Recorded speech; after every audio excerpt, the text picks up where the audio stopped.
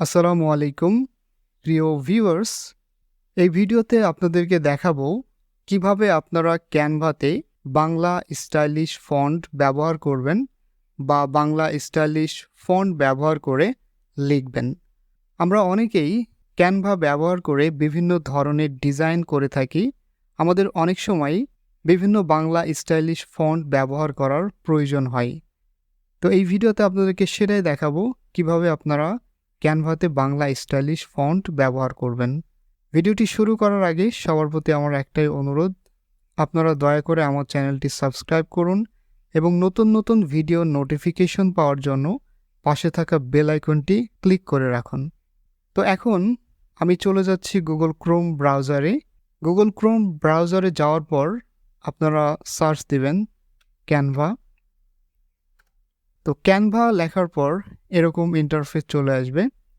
তো আমি এটা মূলত দেখাচ্ছি আমার ফ্রি অ্যাকাউন্টে, আর এটা মূলত আপনারা যারা ফ্রি অ্যাকাউন্ট ব্যবহার করেন তাদের জন্য কিভাবে আপনারা ক্যানভা ফ্রি অ্যাকাউন্টে বাংলা স্টাইলিশ ফন্ট ব্যবহার করবেন।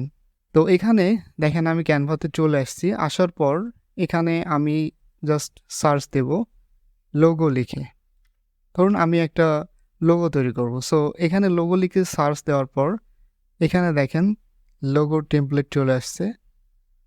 তো এখান থেকে আমি জাস্ট ক্রিয়েট ব্ল্যাঙ্ক এখানে ক্লিক করব। আমি জাস্ট সাদা একটা পেজ নেব, জাস্ট আপনাদেরকে দেখাবো কিভাবে বাংলা স্টাইলিশ ফন্ট ব্যবহার করবেন।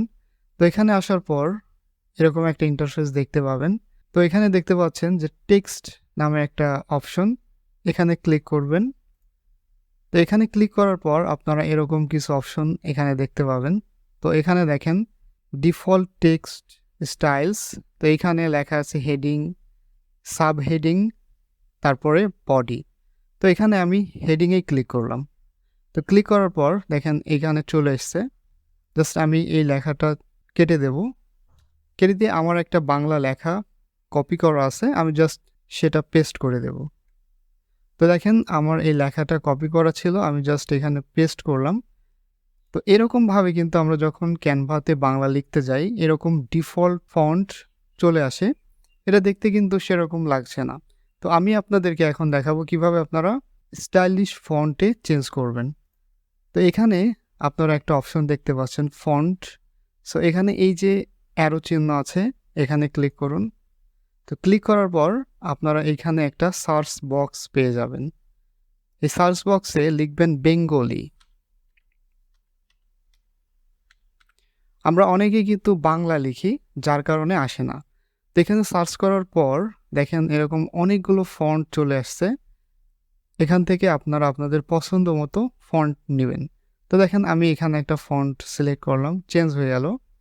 আবার এই ফন্টটা নিলাম, দেখেন এটা কিন্তু চেঞ্জ হয়ে যাচ্ছে।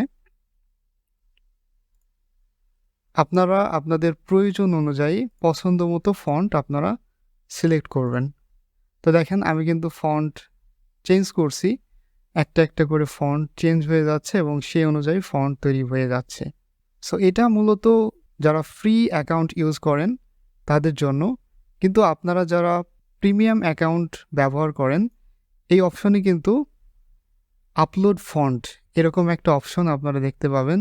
সেখান থেকে আপনারা ফন্ট ক্যানভাতে আপলোড করতে পারবেন। আপনারা গুগলে যেয়ে জাস্ট বিভিন্ন সাইট থেকে, যে সাইটগুলোতে ফন্ট পাওয়া যায় সেখান থেকে ফন্ট ডাউনলোড করে এখান থেকে আপলোড করতে পারবেন, বিশেষ করে যারা প্রিমিয়াম অ্যাকাউন্ট ইউজ করছেন। সো আপনারা যারা ফ্রি ভার্সনটা ইউজ করছেন অর্থাৎ ফ্রি অ্যাকাউন্ট, এখানে কিন্তু আপনারা এই লিমিটেড ফন্টগুলোই ব্যবহার করতে পারবেন। তো দেখেন আমি কিন্তু একটা একটা করে চেঞ্জ করছি আর ফন্ট কিন্তু চেঞ্জ হয়ে যাচ্ছে। তো ভিউয়ার্স, আমি আশা করি আপনাদের এই ভিডিওটা অনেক উপকারে আসবে। আপনারা অবশ্যই আমার চ্যানেলটাকে সাবস্ক্রাইব করবেন এবং নতুন নতুন ভিডিওর নোটিফিকেশন পাওয়ার জন্য পাশে থাকা বেল আইকনটি ক্লিক করে রাখবেন। সবাই ভালো থাকুন, সুস্থ থাকুন। দেখা হবে নতুন কোনো ভিডিওতে।